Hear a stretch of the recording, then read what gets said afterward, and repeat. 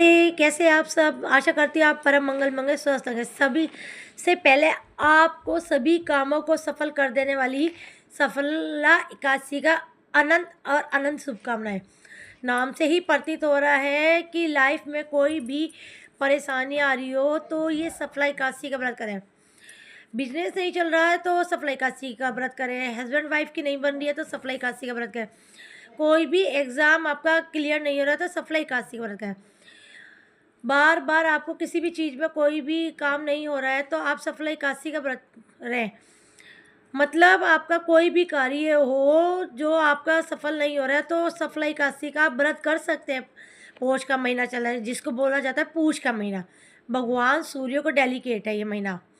अगर आपकी कुंडली में सूर्य ग्रह कमज़ोर है या फिर ऐसा होता है समाज में मान सम्मान प्रतिष्ठा की कमी है, कीर्ति की कमी, तो आप क्या सूर्य नीच जाति में होता है तो सूर्य भगवान को जल देना, आदित्य स्रोत का पाठ करना।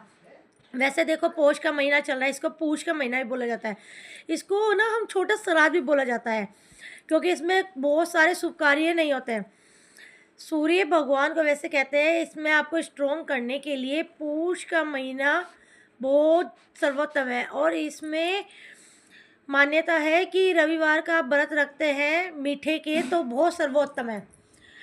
और अगर आप इसमें सफला एकादशी में गुड़ भी खाना बहुत सर्वोत्तम होता है।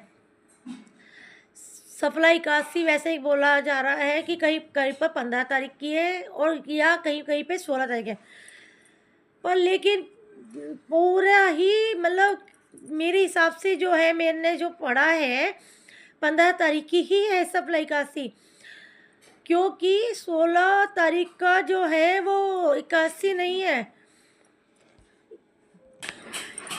वैसे 16 तारीख को क्यों मनाई जा रही है मैं बताती हूँ। वैसे एकादशी का जो प्रारंभ हो रहा है 14 तारीख का हो रहा है। सूर्य उदय के साथ जो एकादशी आ रही है 15 तारीख की ही है। मतलब एकादशी जो मतलब विश्राम होगी वो 15 तारीख की शाम को होगी। लेकिन कहीं कहीं पे जैसे 16 तारीख का एकादशी का व्रत रखा जा रहा है सफला एकादशी का, क्योंकि 16 तारीख को एकादशी तो नहीं है। 16 तारीख को पक्षवर्धनी एकादशी है, सॉरी पक्षवर्धनी द्वादशी है। कहा जाता है कि मतलब जैसे सूर्य और उदय के साथ आपने 16 तारीख का व्रत रखा है तो ये आपका पक्षवर्धनी एकादशी द्वादशी का व्रत रखा जाएगा आपका। ये पक्षवर्धनी द्वादशी पूरे भारत में नहीं है। ये पक्षवर्धनी द्वादशी जो होती है अगर आपको पता हो तो मैं वैसे आपको बता देती हूँ। पक्षवर्धनी द्वादशी जो होती है जो पूर्णमासी और मावस के टाइम पे सूर्योदय के बीच में आती है उसे पक्षवर्धनी द्वादशी बोला जाता है। तो ये जो द्वादशी है ये पक्षवर्धनी द्वादशी, ये पूरे भारत में तो है नहीं। ये आप देखेंगे पक्षवर्धनी द्वादशी प्रयागराज में है, हैदराबाद में है, साउथ की तरफ है ये, क्योंकि सूर्य उदय का टाइम जो होता है हर जगह पे अलग अलग टाइम पे होता है।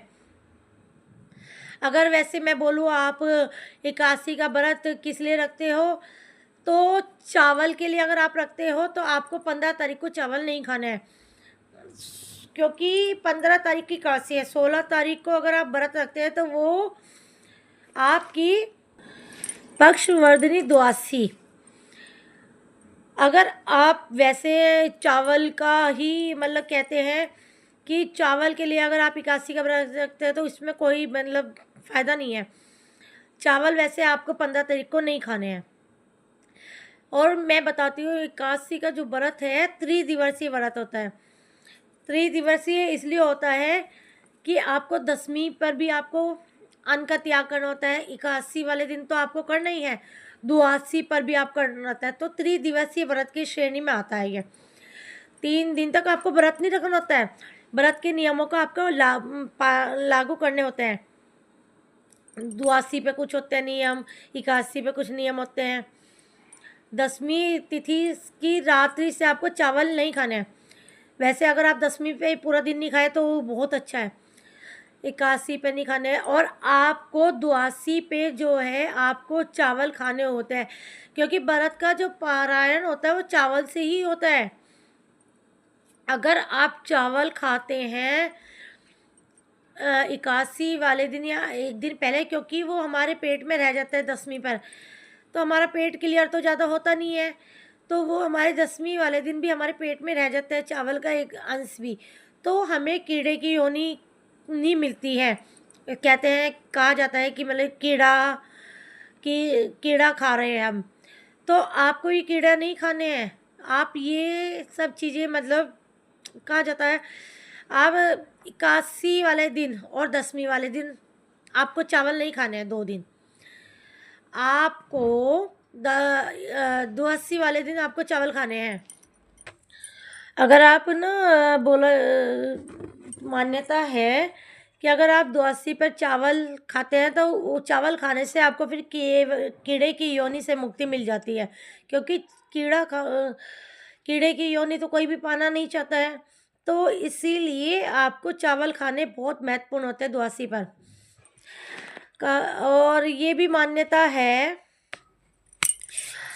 अगर आप 16 तारीख का भी व्रत रखते हैं तो वैसे मेरे हिसाब से तो कुछ नहीं है मतलब दिक्कत, जो कोई भी रखना चाहता है।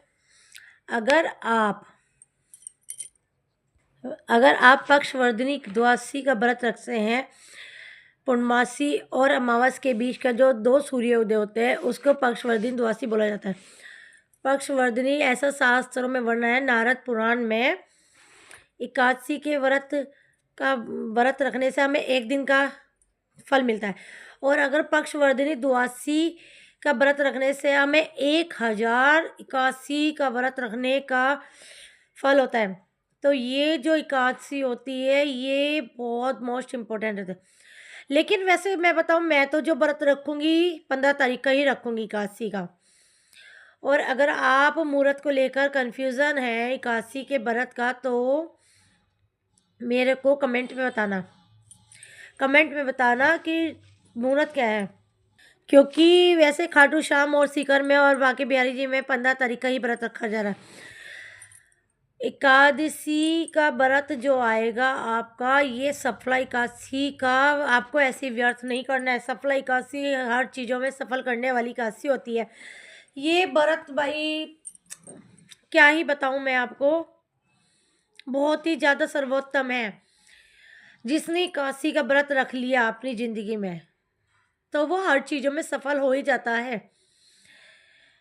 एकादशी वैसे जो है 15 तारीख की ही है, 15 तारीख के शुभ संयोगों के साथ है।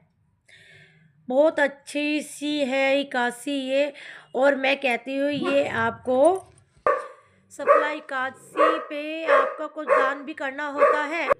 गुड़ का दान करना, तिल का दान करना, ये गर्म चीज़ों का दान करना, कंबल दान करना, जुराबे दान करना, क्योंकि ये सर्दी का मौसम है। इसमें अगर आप दान भी करते हैं तो आपके लिए बहुत सफलता के रास्ते खुल जाते हैं।